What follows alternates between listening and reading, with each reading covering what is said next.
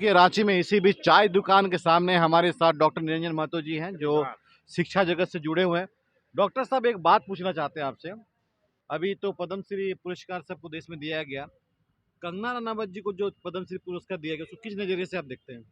ये जो हमारे ये देश का सबसे देखा जाए तो उच्च स्तरीय सम्मान जो है पद्म श्री, वो विभिन्न पदों में कार्यरत और विभिन्न क्षेत्रों में महारत हासिल व्यक्तियों को दिया गया।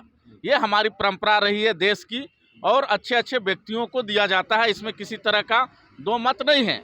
और इस देश का इसमें सम्मान बढ़ता है, राज्य की सम्मान बढ़ता है। और इसी को ध्यान में रखते हुए इस बार भी हमारे देश में विभिन्न क्षेत्र से आए हुए लोगों को पद्म श्री पुरस्कार दिया गया, सम्मानित किया गया। इस तरह से आपके चैनल के माध्यम से उन सभी को हम बधाई देते हैं, साधुवाद देते हैं। अरे, कंगना रनावत जी के बारे में बताइए ना। ये कंगना रनावत जी को भी पद्म श्री जो दिया गया, ये कला के क्षेत्र में ये बहुत ही अहम बात है, और इसे नकारात्मक दृष्टिकोण से नहीं लेना चाहिए।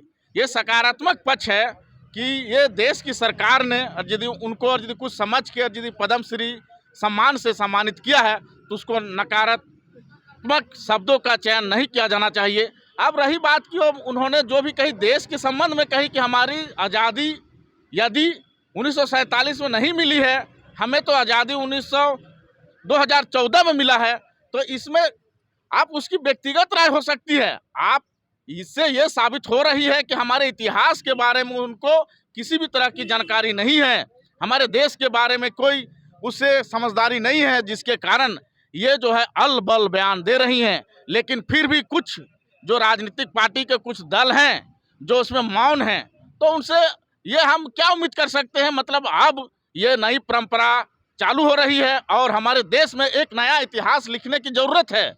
यदि कंगना रनावत को ये सम्मान मिलने के बाद हमारे देश की और कहे जाने वाली विश्व की सबसे बड़ी पार्टी यदि कहती है, मौन है, और उससे जो सम्मान वापस नहीं लेती है, तो हम चाहेंगे कि अब इस देश में नया इतिहास लिखा जाएगा।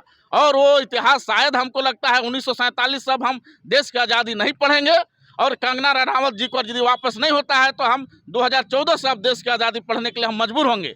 इसलिए हम चाहेंगे कि ये देश की जो सरकार है वो उसके जो पद्म श्री वापस ले, या तो फिर 1947 से और उससे पहले जो आज़ादी में जिन नेताओं ने, जो हमारे अभिभावकों ने, जो हमारे शहीदों ने, जिन्होंने अपना जान और समाज और परिवार कुर्बानी दी और देश को आज़ादी दी, उन लोगों को मिटा दे और नया इतिहास की शुरुआत करें। और 2014 नेताजी, आपके बातों पे मतलब दर्शक के पास भी चल जाएगा कि आप क्या चाहते हैं बोलने के लिए।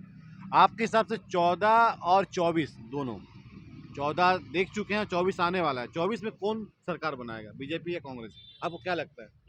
देखिए, ये सरकार बनाने और बिगाड़ने की काम किसी पार्टी के बुत्ते की बात नहीं है। आप किसको वोट दीजिएगा? हम उस समय, वर्तमान समय में जो परिदृश्य बनेगी, जो देश के लिए अच्छा शासक बन के आएंगे, उसको हम वोट देंगे। और ये जो आप कह रहे हैं व्यक्तिगत बात कि आप किसको वोट दीजिएगा, ये यदि जागरूक नागरिक के तौर पे हमें पूछेंगे तो ये बोलने की बात नहीं है।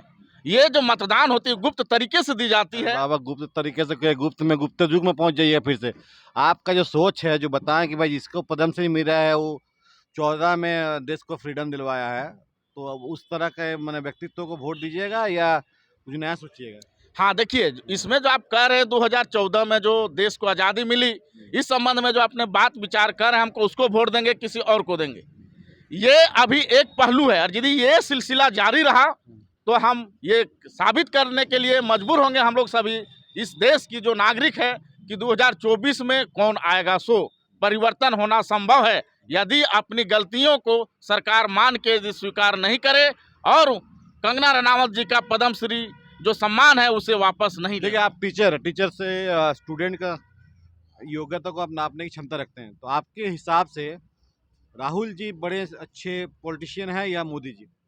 देखिए, पॉलिटिशियन के रूप में इसमें तुलना नहीं की जा सकती है। राहुल गांधी भी एक बड़े पॉलिटिशियन हैं। मतलब पारिवारिक स्टैम्प लेके ना? नहीं, आप किसी भी व्यक्ति को पारिवारिक ये से दौर से नहीं जोड़ सकते हैं। यदि हमारे माननीय जो हैं, हमारे जो प्रधानमंत्री हैं, वो भी पहले मुख्यमंत्री हुआ करते थे, उसके बाद प्रधानमंत्री बने हैं। ऐसी तो नहीं आप बात तो है। राहुल गांधी जी को मुख्यमंत्री का पद लड़ना चाहिए क्या? नहीं, हम ये कतई नहीं कहेंगे कि राहुल गांधी को मिलना चाहिए। या तो राहुल गांधी को मुख्यमंत्री के पद। छोड़ 24 दूर में है। आप बताइए 22 में चुनाव यूपी का, जो देश का सबसे बड़ा चुनाव है, मतलब विधानसभा क्षेत्रीय में, उसमें आप किसको देखना चाहते हैं, अखिलेश सिंह यादव जी को या योगी जी को? देखिए, ये जो यूपी का चुनाव है जो 22 में होना है, आप सारी व्यवस्थाएं देख रही हैं कि सरकार अपने माध्यम से लगी हुई है अपने चुनाव जीतने के लिए। और जो आप कह रहे हैं कि अखिलेश जी को आप देना चाहेंगे कि योगी जी को देना चाहेंगे, लेकिन आप तीसरा आदमी को भूल जाते हैं कि वहाँ एक और हमारी देश की जो सम्मान होती है, नारियां हमारी देश की सम्मान होती मतलब है। आप भाजपा सपोर्टर हमको लग रहा है क्या? नहीं, ये भाजपा सपोर्टर नहीं है। वहाँ की जनता ये निर्धारित करेगी कि योगी होंगे, कि अखिलेश होंगे, कि मायावती होंगी। लेकिन जो जनता के बीच में गया है, जनता के काम किया है और जनता से संबंधित बातों को रखा है और उनके दुख दर्द में खड़ा है, उनको वोट मिलेगी।